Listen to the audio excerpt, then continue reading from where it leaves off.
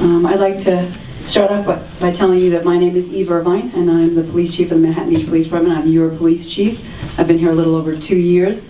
I'm thrilled to be here. The community is just amazing. The police department is outstanding. The environment is a great place, and let's keep it that way.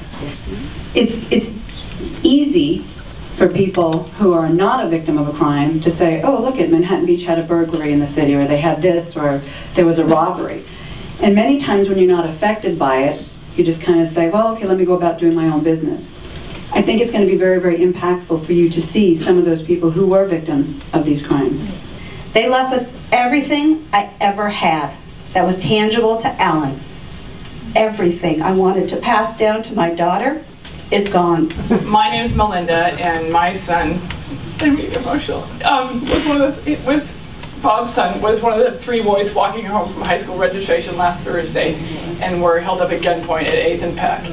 3 high school, my son's 6 feet tall, his son just made the Miracles of high school basketball team. They're big kids and they had nothing to fear. Life was open to them. And in one moment, their lives changed and I'm so sorry. It was one of those moments where you just, I just dropped everything. I was in the middle of a meeting. I just packed up my stuff and drove home. The scariest moment was when the guy said, go back the way you came, because they're turning their back on a guy with a gun. Yeah, you do feel violated. And like you said, you've got to move on. It's not right. Although my wife said, why do they come and rob us here? Willie Sutton, when I asked him why he always rob banks, he says, because that's where the money is. And that's why they come here. I lost things that can never be replaced from parents and grandparents that have died, and that's the only link to them that I have. But you should be able to live in your home safely and securely. You should be able to leave your windows open. I understand that. You should be able to put all your stuff on your front lawn and come back a day or so and it should all be there for what you work for. You should be able to have it. But unfortunately, that's not the climate that we live in. And I don't mean just Manhattan Beach. Times have changed. So the way you read this is, if you look down on the bottom, you'll see that in 2000 we had the highest number of robberies that we've had in Manhattan Beach, at least for the chart right here. And that was a little over 50 robberies. That means, 50 different incidents of a robbery where someone had their personal property taken. That's a large number. That is a really, really large number. You'll see in 2011 we had 10. 2011 was very, very low on crime. And then you'll see in 2012 that there is a spike, and we're looking at about 18 of them right now. So we have seen an increase in 2013. AB 109, or Assembly Bill 109, is more commonly referred to as the realignment bill. The realignment bill, again, like I said, is the most significant change in sentencing and corrections in California's history, at least in our lifetime. The reason why we came into AB 109 was that there was a class action lawsuit that was filed by state inmates.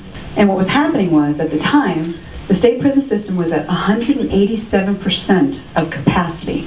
It's huge. And what was happening was people, the prisoners, who needed medical care, who needed mental health care, were not getting treated. They were kind of falling through the cracks because there were so many people.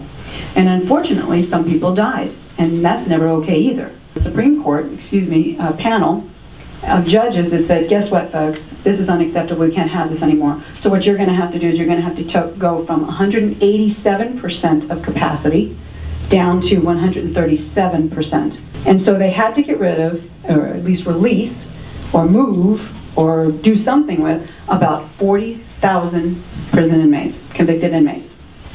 So they came up with this, well, you know what, let's see what we're going to do. We're going to come up with a way that we're going to release these people, but let's go for the non-nons, the 3 nons. So they're non-violent, non-serious, and non-sexual. So if they fell into one of those 3 categories, they were possibly able to be released. What happens is, to all those other ones that they had to move down, those people couldn't all go into the LA County system because LA County, countywide, has only about 20,000 beds, and they are above capacity. So when all of these people came down to the local level, LA County said, we can't take 17,000 more people, so now what are we going to do? So now we have to say, okay, well now let's go beyond the non-nons, and so what we're going to do is we're going to say, okay, well, if we have 3 robbers and we have 2 murderers and then a burglar comes in and we only have so many beds, we're going to end up releasing the burglars. and it's become this revolving door system. But when you look to you see Manhattan Beach Police Department, just us, just our police department, we've arrested 36 of these post-release people since October of 2011. And here's some staggering numbers. So we arrested 18 in 2012 and 18 so far in 2013. Remember, because this bill only went into effect in October of 2011, so there was only 2 months of 2011. Of the arrests that we've made so far, 5 of those people we've arrested more than once. A few years ago, we had a person who visited us from San Bernardino, and we caught him committing a crime, a burglary. And we arrested him, and he went away. And several months later, could have even been about a year later, we arrest the same guy again. And we're like, during the investigation process, we said, why do you keep coming back here, all the way from San Bernardino? And the reply that he gave the detectives is because you lock nothing. Manhattan Beach, you lock nothing. So a few weeks ago, we decided we were going to put together a burglary suppression team because we did see a spike in burglaries, in residential burglaries. Let me reiterate that, in residential burglaries. So what we've done now is we actually have extra police officers that we put out into the field on overtime. Sometimes we take them from different units and we put them out in the field. You may see them, you may not, because not only do we put them out in marked vehicles, but we're putting them out in unmarked cars. And we're not putting them out in the Crown Victoria so that everybody knows, oh yeah, we know he's a cop, we know she's a cop. We're putting them in Hondas, we're putting them in SUVs, we're putting them in cars that you wouldn't readily recognize.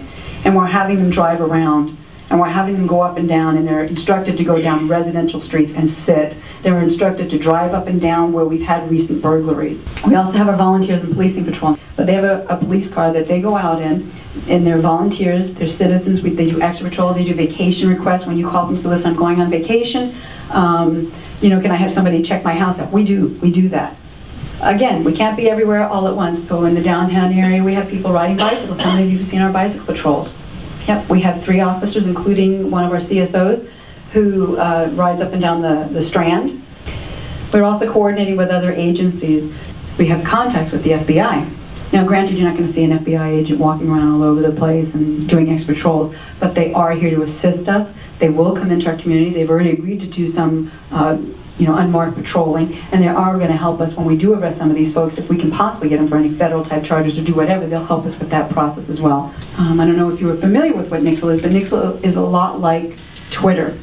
It's a social media process that we are able to push information out to the community. It's not two-way. You sign up for Nixle, and you put in either Manhattan Beach's zip code or you say Manhattan Beach Police Department. We already have an account set up. So what we can do is we immediately can get information out to our community.